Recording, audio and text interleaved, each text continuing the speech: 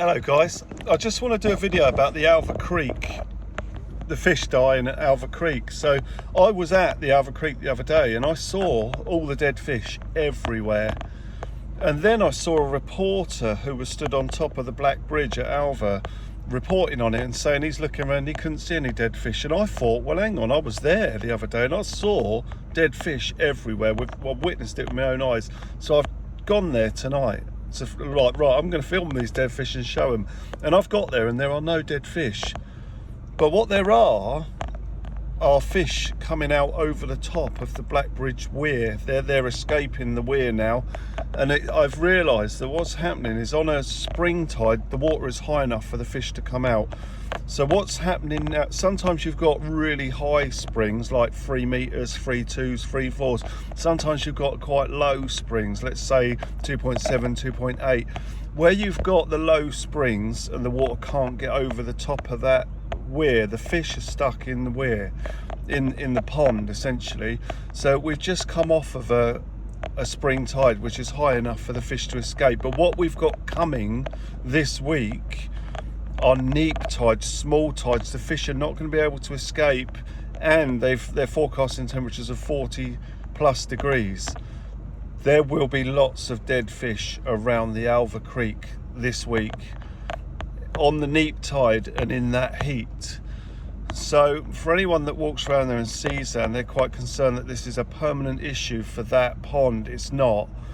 Now, I remember last year all the fish died in there. Some beautiful fish, big fish got caught in that pond, and people were trying desperately to aerate the pond.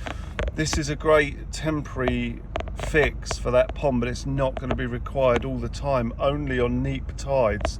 So as I say, unfortunately, where you've got a neap tide coinciding with really high temperatures and a lot of seaweed in there, it's going to starve it of oxygen and the fish are going to die.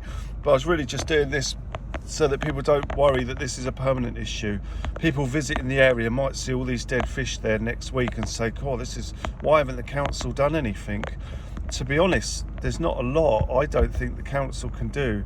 The locals and the council can probably help to aerate the water on neap tides where the temperature's high, but it's only going to occur,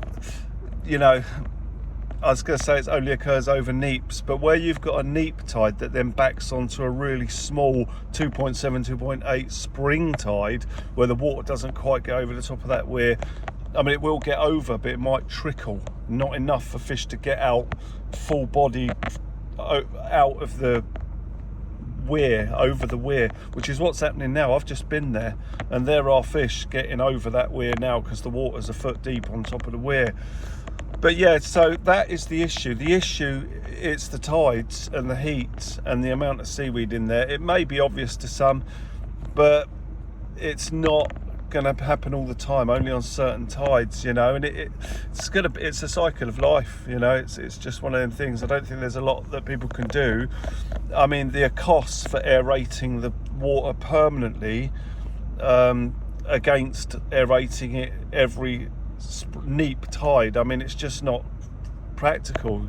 I mean, it can't be done. You either would have to aerate it all the time, or you'd have to have a sensor of some kind to aerate it when the water's not deep enough for fish to come out, because as I say, where you've got a small spring tide backed onto a small neap tide, there's going to be a prolonged period of time where the fish are stuck in that pond, subjected to heat and oxygen starvation. They're going to die.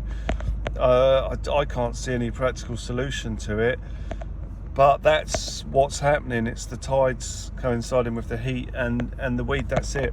It may be obvious, but that's just to put anyone's mind at ease that this is not a permanent issue across every single day in that pond. It's not pollution, it's the tide height. That's what it is. All right, cheers guys, bye for now.